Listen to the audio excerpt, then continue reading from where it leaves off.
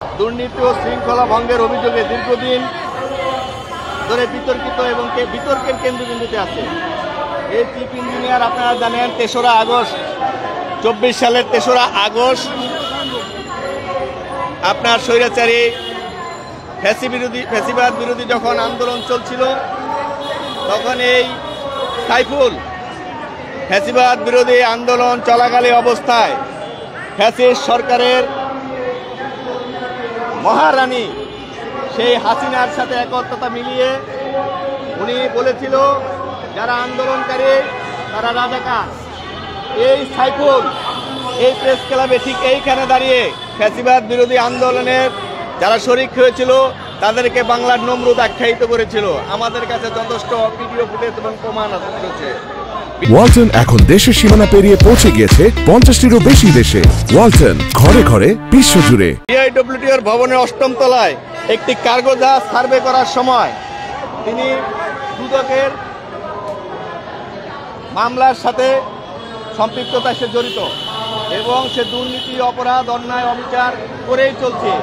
এরপরে আমরা দেখতে পেলাম যে এই সাইফুল ফ্যাসিবাদের দোষর হওয়ার পরও তাকে প্রমোশন দিয়ে তাকে আরও ঊর্ধ্বতন কর্মকর্তা বানানোর চেষ্টা চলতেছে। আমরা জুলাই আন্দোলনের পক্ষের শক্তি সচেতন নাগরিক সমাজ ও ব্যবসায়ী সমাজের পক্ষ থেকে বলতে চাই যে এই সাইফুলের মতো অসভ্য ইতর সাবেক ছাত্রলীগের পদধারী নেতা কিভাবে এখনো বিআইডব্লিউটি এর মতো একটি গুরুত্বপূর্ণ জায়গায় দাঁড়িয়ে বসে এই চেয়ারের বরখেলাপ করছে। এতে ১৫০০ জুলাই শহীদদের রক্তের সাথে কি বেইমানি করা হচ্ছে না?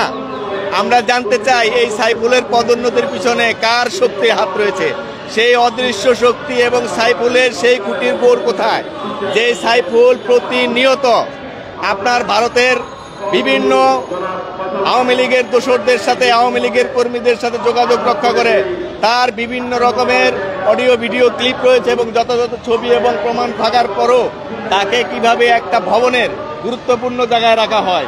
এছাড়াও তার বিরুদ্ধে বিভিন্ন বিতর্কিত রাজনৈতিক কর্মকাণ্ডের অসংখ্য ফুটেজ আছে।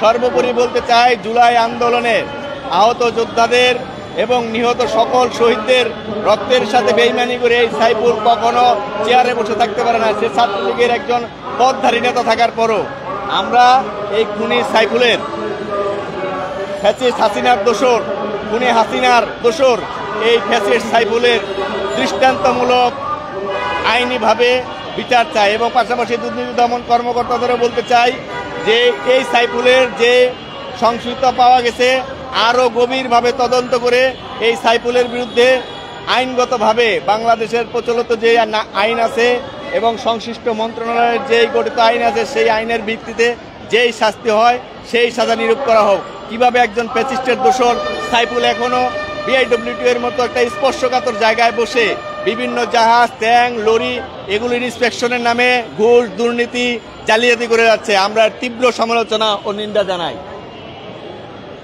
প্রিয় বন্ধুগণ, আপনারা জানেন এই সাইফুল নিষিদ্ধ একটি সংগঠনের সাবেক ছাত্রলীগের নেতা এবং সে আওয়ামী লীগের সময় এই আন্দোলন চলাকালীন অবস্থায় এইখানে দাঁড়িয়ে যারা জুলাই আন্দোলনের সাথে একতা প্রচার করেছিল সবাইকে সে গণহারে রাজাকারের বাচ্চা বলেছিল।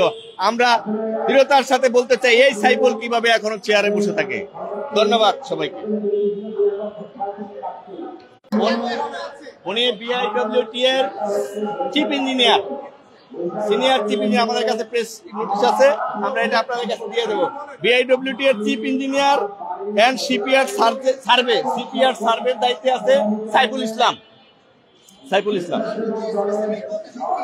উনি ওনার বিরুদ্ধে দুর্নীতি দমনের দুদকের একটা অভিযোগপত্র আছে এবং সেটা নিয়ে কার্যক্রম চলছে, কিন্তু সেটা ধীরগতি। এরপরও তাকে আওয়ামী লীগ করার পরও তাকে পদোন্নতি দিয়ে সিনিয়র চিফ ইঞ্জিনিয়ার বানানোর জন্য কার্যক্রম চলছে। আমরা এর দৃষ্টান্তমূলক বিচার চাই।